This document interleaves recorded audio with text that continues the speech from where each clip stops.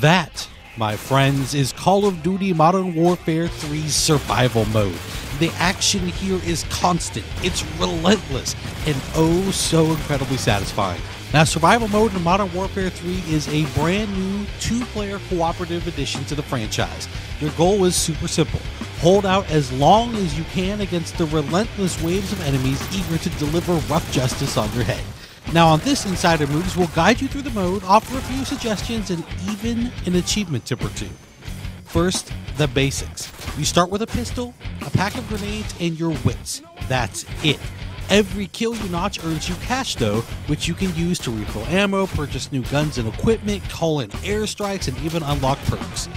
You're even rewarded with cash based on how fast you complete a round, how accurate you are, how little damage you take, and so on. Even better, each round provides 2 challenges you can focus on to earn a ton of extra greenbacks. For example, the kill streak challenge requires you to net several kills in a row without taking any damage. Rampage is the exact opposite. You need to kill as many as you can as fast as you can to fill the gauge.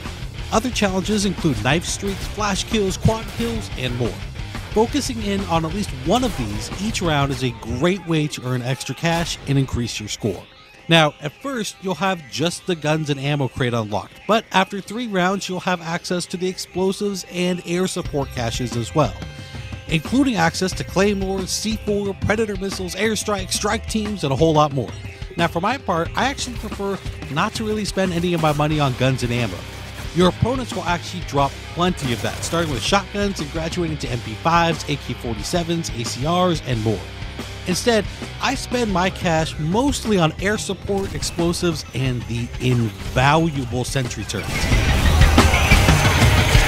While you can get away in the early rounds kind of running and gunning, eventually you're gonna need to hunker down and set up a defensible position indoors if at all possible.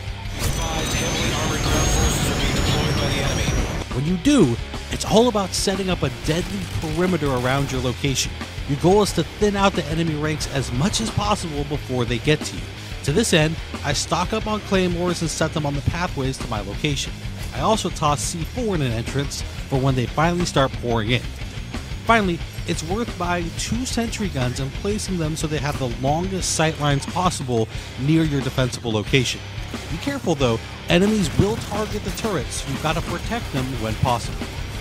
Now, the enemies themselves will come in all sorts of different shapes and sizes, from no armor to some armor to heavy armor, along with suicide bombers and dogs, juggernauts, attack choppers, and even chemical warfare troopers. There's an awful lot of baddies to contend with, but you can get a jump on them by paying attention to the man on the radio. Your guide to survival will pipe up at the beginning of every round and give you a heads up on what enemy types are coming.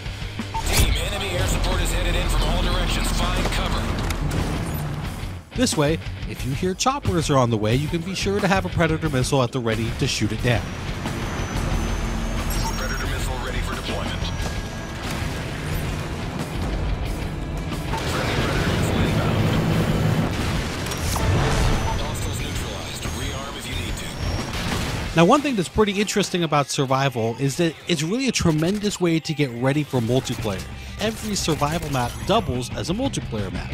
So if you want to get comfortable with the layout of the maps before taking on all comers on live, survival is a great way to do just that. Finally, we have a couple of quick achievement tips for survival. First, you can easily pick up the birdie achievement for shooting down 2 choppers in survival without taking any damage, even if you're on your own. Pick the interchange map and have a predator missile ready when round 6 begins. Dive into the building right next to the air support cache right here and shoot down the first chopper as quickly as possible.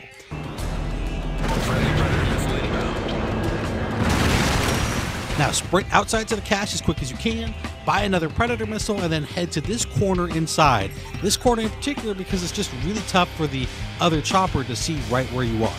Take it down as fast as you can and savor the 20 gamer score.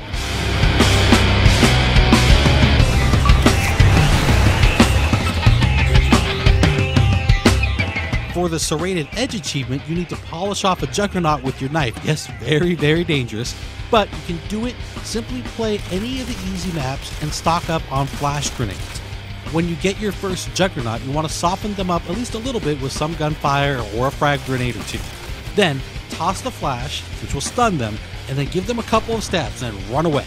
Wash, rinse, repeat until our large and in-charge friend finally bites it.